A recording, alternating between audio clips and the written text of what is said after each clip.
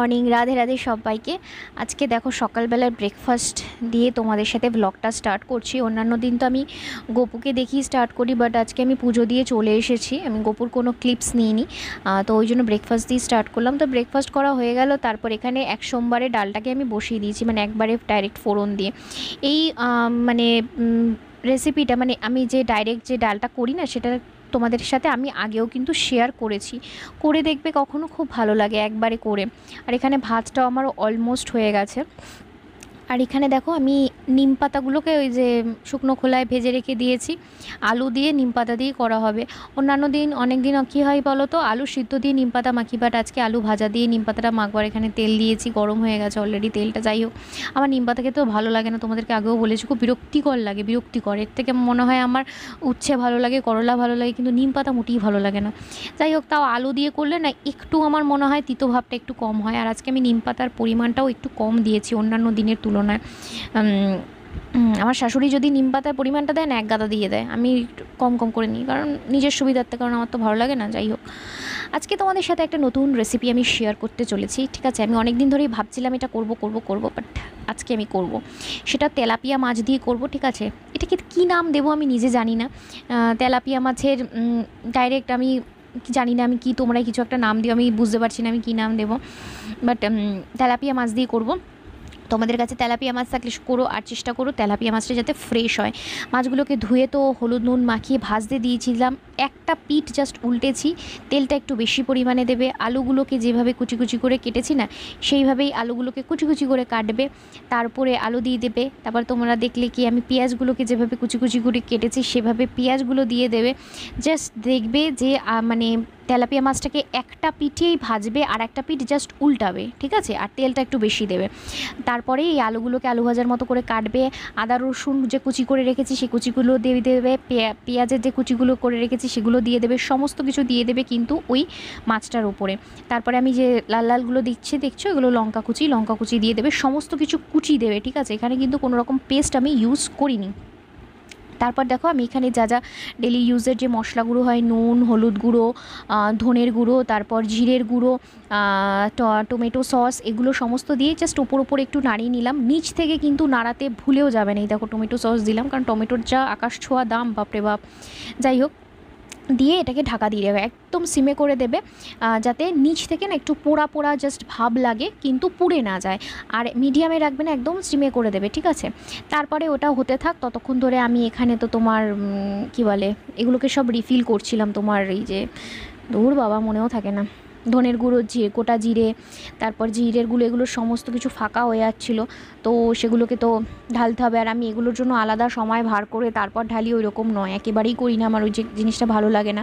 আমি কোনো একটা রান্নাকে বসিয়েই রান্নাঘরের মধ্যে দাঁড়িয়ে দাঁড়িয়ে সমস্ত ওইগুলোকে, মানে কৌটোগুলোকে সব ভরতে থাকি, কারণ পরে আবার কখন করব আমার ভীষণ বিরক্ত লাগে। এক্সট্রা আমার মনে হয় কি জানো তো, এক্সট্রা একটা টাইম যাচ্ছে ওটার পেছনে। সেই জন্য আমি যখন রান্না করি সেইটা করতে করতেই এগুলোকে সমস্ত কিছু ঢালি।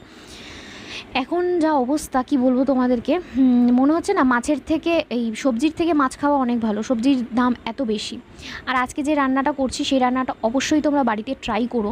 এমনি সময় তো আমরা তেলাপিয়া মাছের তোমার সর্ষে দিয়ে করি, পোস্ত দিয়ে করি, বা তোমার ঝাল করি, কিন্তু এইভাবে রান্নাটা করে দেখো, নিচ থেকে একটা পোড়া পোড়া ফ্লেভার আসে, পোড়া পোড়া ভাব লাগে, খেতে অসাধারণ ভালো লাগে।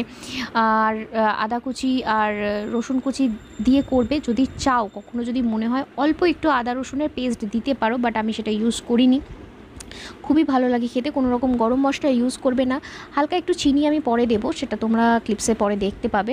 তো আমি এখানে ফাঁকা দেখো করছি, দেখেছো? এটা কিন্তু মজে গেছে অলরেডি, উপর থেকে দেখতে পাচ্ছ কীরকম মজে গেছে। দূর বাবা, ক্যামেরাটার আবার কী হলো, কী জ্বালাতন মাঝে মাঝে না, এই যে যখন এই ভেপারটা লাগে না, তখনই মনে হয় এই সমস্যাটা হয়। যাই হোক, মাছগুলো কিন্তু একটাও ভাঙিনি, তোমরা দেখো, সামান্য সাইড থেকে ওই তোমার মাছের ছালটা একটু উঠে যেতে পারে, বাট মাছগুলো কিন্তু একটাও ভাঙিনি। ফ্রেশ মাছ দিয়ে করার চেষ্টা করবে, তাহলে দেখবে মাছগুলো ভাঙবে না। এটাই যখন ধরো তুমি কোনো ফ্রিজে রাখা মাছ দিয়ে করছো, বা একটু বাসি মাছ দিয়ে করছো, তখনই কিন্তু এগুলো ভেঙে যাওয়ার চান্স থাকে। আর ভেঙে গেলেও খুব একটা ক্ষতি নেই, আমি এই রান্না আগেও করেছি, সেখানে ধরো মাছটা ধরি একটু একটু ভেঙে যেতে পারে এই রান্নাটা করার সময়, কিছু যায় আসবে না, টেস্ট কিন্তু অসাধারণ লাগে খেতে। কিন্তু মানে মাছগুলো গোটা গোটা থাকলে তো ভীষণ ভালো লাগে, তো সেটার জন্যই বলছি যে একটু ফ্রেশ মাছ দিয়ে করবে। নতুন রেসিপি দেখালাম, কিন্তু আমি কি নাম দেবো নিজে জানি না। সামান্য পরিমাণে একটু জল দেবে, কারণ অলরেডি তো নিচ থেকে একটা পোড়া পোড়া ভাব লাগে, অসম্ভব একটা স্মোকি টাইপের ফ্লেভার আসে, এগুলো খুব ভীষণ ভালো লাগে, ভীষণ। মানে তুমি এটা দিয়ে একতলা ভাত খেয়ে নিতে পারবে, এতটাই ভালো লাগে খেতে। কোনো দিন ট্রাই করে দেখো আর অবশ্যই আমাকে জানিও কীরকম হয়।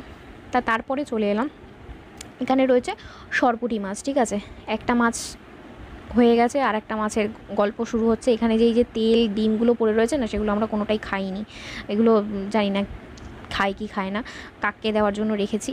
আমার শাশুড়ি আবার কাককে দেয় খুব, জানো তো, খাওয়া দাওয়া হয়ে যাওয়ার পর দুপুরবেলা কাককে খেতে দিতে যায়। আর এখানে দেখো একটুখানি সর্ষে বাটা করে রেখেছি, যেহেতু একটা মাছ ওভাবে রান্না করেছে আর একটা মাছ সর্ষে বাটা দিয়ে করবো। সরপুঁটি মাছ খেতে কিন্তু আমার খুব ভালো লাগে, টেস্টটা ভীষণ ভালো হয়, একটু কাটা বেশি থাকে, সেই জন্য দেবার্থ একটু নাকটা ছিটকায়। যেই মাছে কাটা বেশি রয়েছে সেই মাছই দেবার্থর জন্য খুব মানে একদম প্রিয় নয় সেই মাছই। এমন কেউ ইলিশ মাছ খেতেও ভয় পায়, ভাবতে পারো। আমার ইলিশ তো অসাধারণ লাগে, সেখানে ওর ইলিশ দেখলে ওর একটু নাক ছিটকায়, বাবা কত কাটা, এরকম ন্যাকামো করতে পারে, যেগুলো আমার একদম ভালো লাগে না। মানে ইলিশ মাছে আবার কিসের নাক ছিটকানো।